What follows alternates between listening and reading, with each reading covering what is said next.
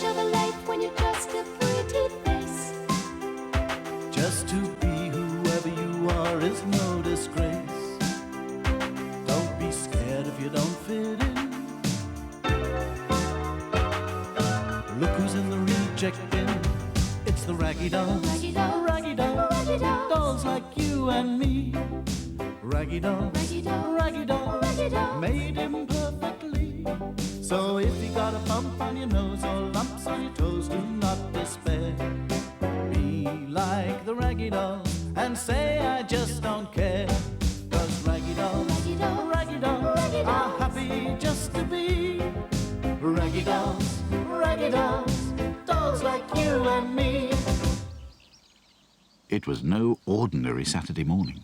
Today was the day when Mr. Grimes of Grimes Soft Toys was going to marry Cynthia Popplethwaite, children's charity worker, parachutist and fundraiser.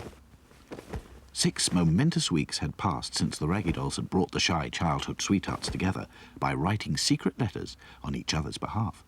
And oh, how the happy couple had made up for lost time. First of all, Mr. Grimes proudly showed Cynthia around the factory, with the Raggy Dolls never far away, keeping an eye on things. He showed her the big machine that ran the assembly line. It normally goes much quicker than this, said Mr. Grimes. Just a moment, I'll ask Eric. Eric the foreman couldn't believe his ears when Mr. Grimes asked him what was wrong. But I've been telling you for days, he protested. There's a problem with the drive belt. I think I can see what's wrong, said Cynthia. If you repair the drive belt properly, it will make it too short to fit over the drive wheel. The two men looked at her in amazement. Why, yes, that's quite right, said Eric. So which is cheaper, asked Cynthia, a new drive belt or a drive wheel? Oh, a drive wheel, said Mr. Grimes. We've got lots of spares, all sizes.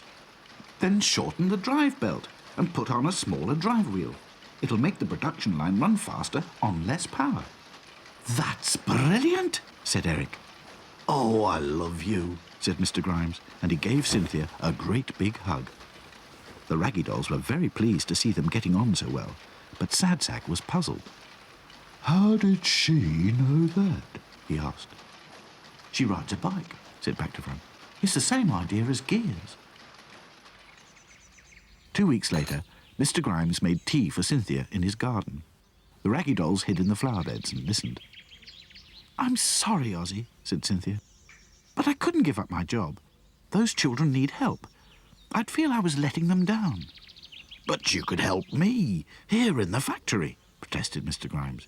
You could help me make bigger and better toys. Children like toys as well, you know. Ah, yes, said Cynthia. Children who are lucky enough to have parents with money. But these children have nothing at all. They need love and care as well as toys. Oh, dear, said Lucy. I hope they're not going to have an argument. Shh, said Dotty. Listen. Oh, well, sighed Mr. Grimes. You win. I suppose you're right. It's just that, after all these years, I want to spend as much time as I can with you. We'll have the weekends, you silly, laughed Cynthia. And of course I'll help you, whenever I can. And, dear Ozzy. Yes? Thank you. You're the sweetest man I know. Oh la la, whispered Claude. Vive la mort. This is how you say more like it, n'est-ce pas? It's all a bit soppy, if you ask me, said Sad Sack. Well, no one's asking you, hissed Princess, so happy she could almost cry.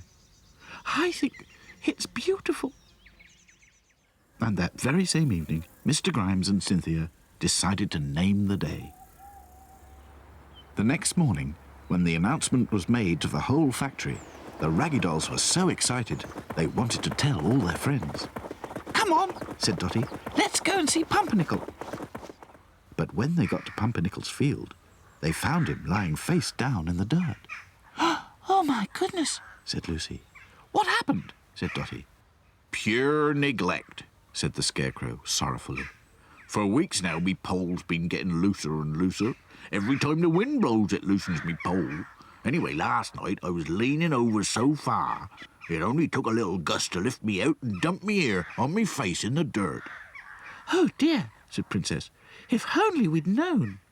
No, it's not your fault. The trouble is, people.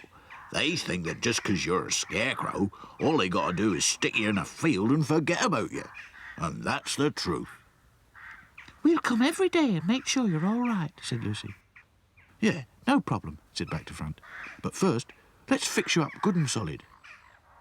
In no time at all, a very grateful Pumpernickel was back in place with his pole kept firm with big stones. He cheered up even more when the Raggy Dolls told him about Mr. Grimes and Cynthia getting married. Now that's what I call nice. Very nice indeed. I sincerely hope they'll both be very happy. See you tomorrow then, said Lucy. The Raggy Dolls said goodbye and went to find old Hercules, the retired cart horse. He was by the gate as usual, munching some hay when the Raggy Dolls arrived.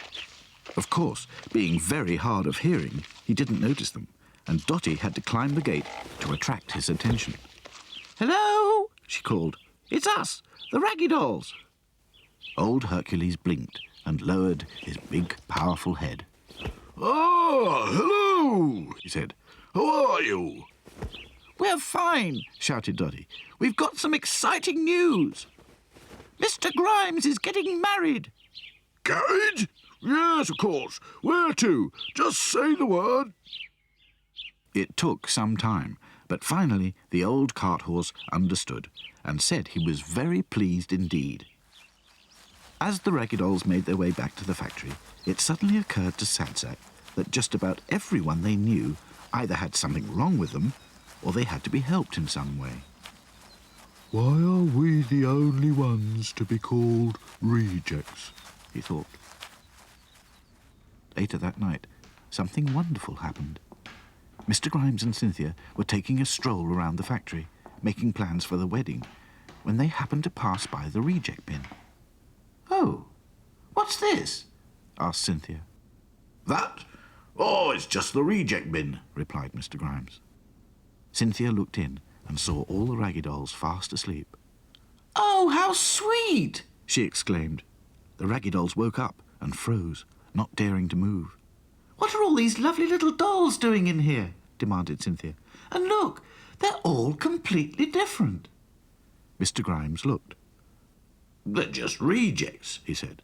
There's something wrong with each of them. He picked up Back to Front and Dotty. See? This one's got his head on the wrong way, and this one's splashed with paint. Oh, Ozzy, don't you see? Said Cynthia. These are just the sort of dolls you should be making. Eh? I don't understand, said Mr. Grimes. The Raggy Dolls could hardly believe their ears as Cynthia pointed out to him that nobody was perfect and that dolls like these could help children understand themselves and maybe learn to help and care for one another. I like Cynthia, thought Sadsack. Yes, well, I can see what you mean, said Mr. Grimes. I think. Come on, Ozzy, give me a hand. These lovely little dolls are going to come and live with us in the cottage. And so it was. And the day of the wedding came. The Raggy Dolls eagerly pressed their faces to the window to catch a glimpse of the big car that was to bring the new Mr. and Mrs. Grimes back to the factory. There go the bells, said Back to Front. They must be married then, said Dotty. 3 cheers for everyone. Hip hip, hooray! Hip hip, hooray! Hip hip, hooray! Welcome to the cottage, said old Edward. Too right, agreed Rupert the Roo. It's so nice to have a real home at last, said Lucy, wiping away a tear. Sadsack grinned the biggest grin of his life. And you know what, he said. None of us are rejects anymore. Raggy dolls, dolls like you and me. Raggy dolls, made imperfectly. So if you're not at ease with your knobbly knees and your fingers are all funds, stand on your 2 left feet and join our Raggy Doll chums. 'Cause Raggy dolls are happy just to be. Raggy dolls, dolls like you and me.